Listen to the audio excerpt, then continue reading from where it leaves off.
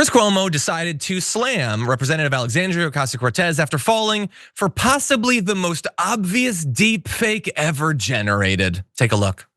Sydney Sweeney looks like an Aryan goddess, and the American Eagle Jeans campaign is blatant Nazi propaganda. Watching that sultry little temptress squeeze into a Canadian tuxedo, 3 sizes too small, with her bouncy little fun bags on the screen staring at you, piercing through the core of your soul with those ocean blue eyes that could resurrect the Führer from his grave in Argentina, is something that should alarm every American citizen, because in America, beauty is not defined by whiteness.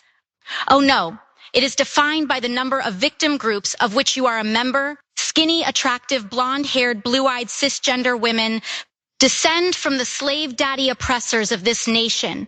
And any man who cranks one out while thinking about a woman like this probably hates black people, probably hates gay people, and they certainly hate the diversity of our great nation. So I say, instead of simping for the Sydneys, we should be celebrating the Shaniquas. Instead of worshiping the hot, straight blonde, what about the obese alphabet, people with blue hair? They need love too. And to all the haters who say companies that go woke, go broke, I'd rather be poor than a Nazi.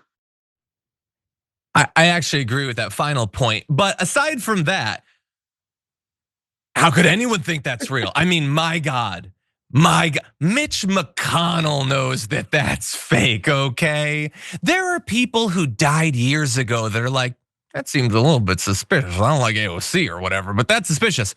Instead, Chris Cuomo saw that and decided to repost it. He put his stamp on it and said nothing about Hamas or people burning Jews' cars, but Sweeney jeans ad deserved time on floor of Congress. What happened to this party? Fight for small business, not for small culture wars. Thought it was real. What better clue do you want? The swinging fun bags, the cranking one out, the alphabet blue hair. Somebody please check on Chris Cuomo, because how could you possibly think that that's real? Well, he left it up, by the way, until she finally responded saying, this is a deep fake, dude. Please use your critical thinking skills. At this point, you're just reposting Facebook memes and calling it journalism. And at this point, look, you gotta backtrack, and there's good ways to do it and there's bad ways to do it. You know, if you believe something that turns out to be fake news, whether deep fake or otherwise, take ownership of it, take responsibility. But he couldn't really do that. Like, he says, you're correct, that was a deep fake, but it really does sound like you. No, Chris, it doesn't sound like anyone. It sounds like a crappy cartoon the Daily Wire would script or something. You thinking not just that that's real, but that sounds like her, that's the actual problem. And that's, by the way, the reason they made it. Because they know there's some people that want to believe it. It's burning inside of them, their desire to see AOC like that. And so, by the way, but now to the central claim. Show me you calling on Hamas to surrender or address it. No, that's not the central claim. The central claim is that a journalist is spreading an obvious fake video. Don't try to distract from it. Don't try to turn it to something else. Take ownership, apologize to your following, and promise to do better in the future. But he didn't do that. And so she did respond and said, because by the way, he didn't even reply to her with that. He just posted it. So she said, I'm going to assume you were trying to reply to me and burp this tweet into the ether instead. You seem to struggle with knowing how to write an apology. Do you need help? Maybe you should call someone, which is definitely true. And yeah, look, I just want to point out one more thing before I get in yes. So the right wants you to believe that every left-winger and every elected Democrat lost their mind about Sydney Sweeney, which is not the case in a couple different ways. First of all, you can identify, as we did on the show, that this was obvious trying to appeal to right-wingers with the race science thing. That's not criticizing Sydney Sweeney. They tried to conflate those two things. But even if you think that those are the same thing, I did not see a single elected Democrat talking about this. They didn't put out any ads about it. They didn't talk about it on the House floor about it.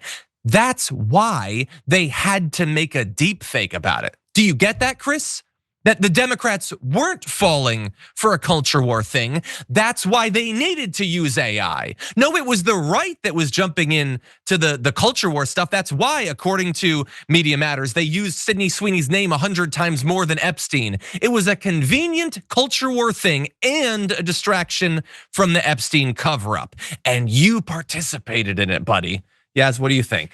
Yeah, Chris Cuomo, he really fell off since he got dropped by CNN. I feel like ever since then, he's been having some serious like identity crisis issues. Like he doesn't know who he is anymore. He doesn't know what side he's on anymore. And AOC is right. This is not journalism on his part. And as far as I know, he still identifies and is working as a journalist. But to your last point, the fact that the Republicans have been trying to make this such a big issue, they tried to make a culture war out of it. And like the Democrats, I haven't really been seeing them saying a whole lot about it. Like, yes, there are pockets of people who are saying that this is, eugenics and this is propaganda, whatever. But generally, especially coming from the party itself, you haven't seen a whole lot of that. And, the fact that Chris Cuomo said it does kind of sound like you, though.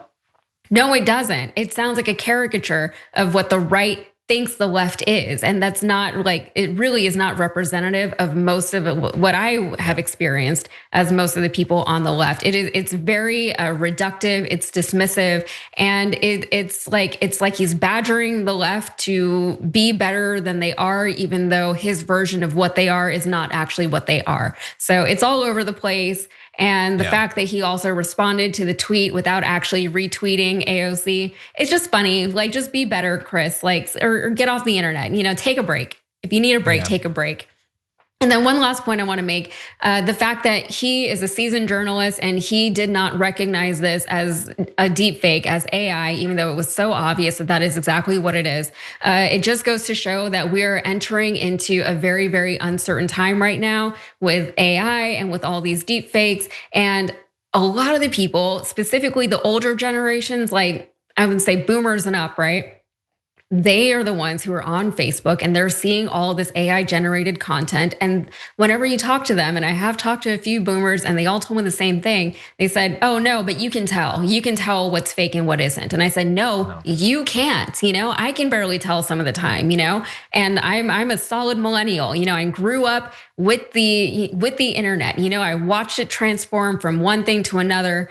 And even for millennials, Gen Z, Gen X, we have a hard time sometimes distinguishing between what is real and what isn't. The only difference is that sometimes we're a little bit quicker to ask, is this real or is this not? Yeah. But you have people like Chris Cuomo, it's so obvious that this was fake. And he's still, even her mouth wasn't moving at the same time as the audio, it was so telling that it was fake. And he retweeted it as fact. Yeah, it makes me really uncomfortable. Somebody needs to talk to him.